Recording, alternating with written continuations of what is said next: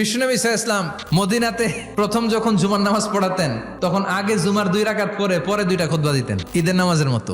বিশ্বনবী আগে 2 রাকাত নামাজ পড়িয়ে খুতবা দিচ্ছেন, তখন মদিনায় দুর্ভিক্ষ, খাবার দাবার নাই। 1 মাস আগে দিহিয়াতুল কালবি আল আনসারী নামক এক সাহাবীকে দিয়ে শাম দেশ থেকে কাফেলা পাঠিয়েছেন খাবারের দ্রব্যাদি আনার জন্য, পণ্য আনার জন্য। 1 মাস পরে খাবারের পণ্য নিয়ে কাফেলা ফিরে এসেছে জুমার টাইমে। আর তখন নিয়ম ছিল কোন শহরে কাফেলা ঢুকলে তারা তবলা বাজাতো। বিশ্বনবী সহ সব সাহাবারা বুঝতে পেরেছে ওই কাফেলা খাবারের পণ্য নিয়ে মদিনার মধ্যে ঢুকেছে। এখন মসজিদে কানাঘুষা, 12 জন সাহাবা বসে আছেন, সব সাহাবারা পণ্য কেনার জন্য চলে গেল। সাহাবারা ভাবলো নামাজ আসল, নামাজ তো পড়েই ফেলছি, এখন খুতবা, সমস্যা নাই। কিন্তু আল্লাহ এটা সহ্য করলেন না।